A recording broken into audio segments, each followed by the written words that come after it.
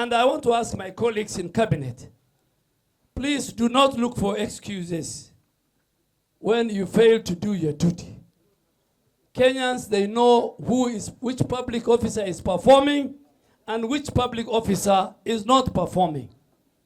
The citizens can give us a scorecard. And a very good example is the former deputy president.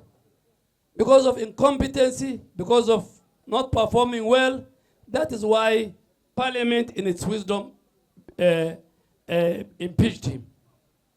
So I really want to ask our colleagues, and we must respect, if you are privileged and you are very unhappy and you are a cabinet secretary, the best thing for you to do is to resign.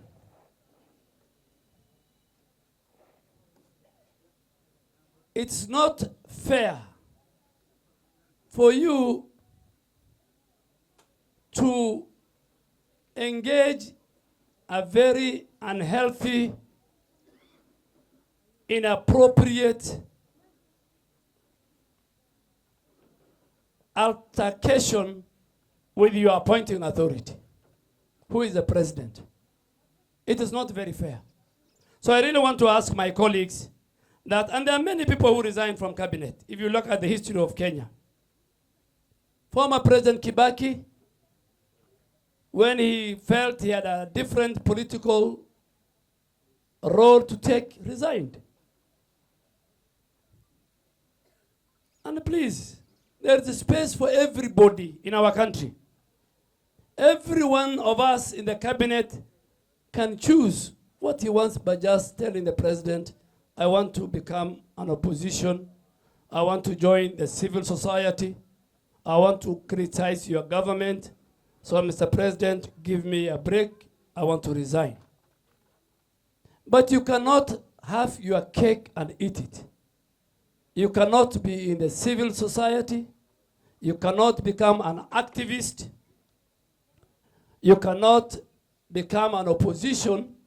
At the same time, be a member of the cabinet.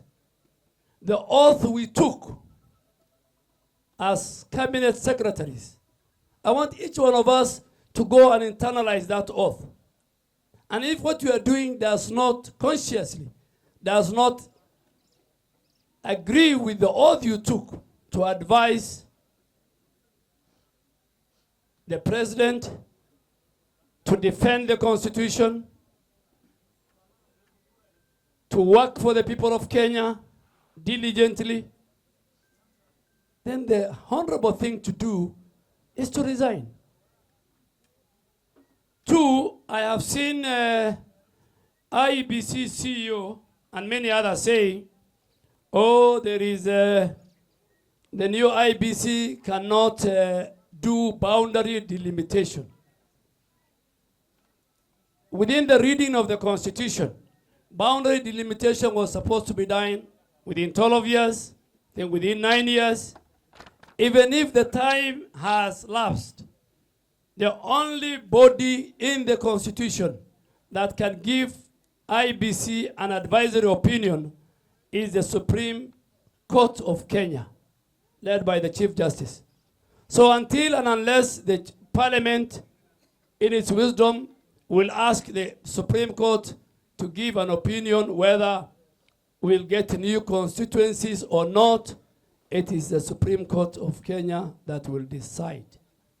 Sisi kama watu ya Garissa, watu wa Northeastern, bado tunataka Ijara to be divided, to have two constituencies, Habaswein and Wajir South to be divided, to have two constituencies, and many, many other places in Kenya who deserve to get new constituencies, wapate. Hiyo tunangojea when and how from the Supreme Court of Kenya. So IEBC utulize boli. Yenye hamuna hiyo uwezo. Kikatiba ni bunge itaandikia koti kuu ya Kenya ambaye inaongozwa na our Chief Justice.